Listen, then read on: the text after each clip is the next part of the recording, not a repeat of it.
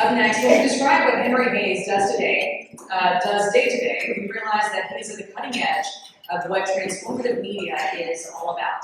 He's an AI advisor and educator. The membership of SME have benefited from Henry's expertise explaining how something so disruptive can be managed with clarity, discipline, and confidence. Henry is by far one of our most requested speakers. We are fortunate that he shares his time with us whenever he can, and we thank him for that. We're just kind of small potatoes compared to most of his clients.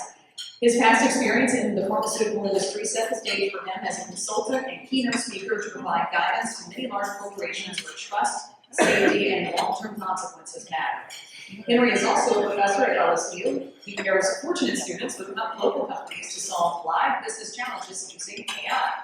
Henry stays on the leading edge and gives students and companies alike a huge advantage in the seemingly boundless frontier of AI. Henry, thank you for sharing your expertise with so many. We're honored to present you with the Excellence in Sales and Marketing Award today.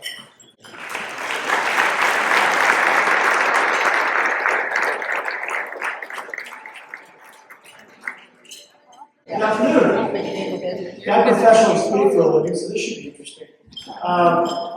So when Lisa called me, I was probably like similar reaction earlier on Lisa asked. I thought it was a robo AI. We built these things. So I wasn't sure she had the right person. I don't know how the room or the rest of the folks on the stage got into sales, but I can tell you exactly how I did. So the day that I was born, so just like probably you remember, at Women's Hospital here in Baton Rouge, 2 hours prior to my birth, a hot little number came out, and today, 28 years, she was my wife. So I was selling coming out of the room. That's why I got struggles. You get a call like this from a person like Lisa, and it's such an honor. So many great people in the audience, but for me, it did two things. One, it humbled me, which if you know me, that's not the first adjective people use to describe me. Two, it made me look in the rear view.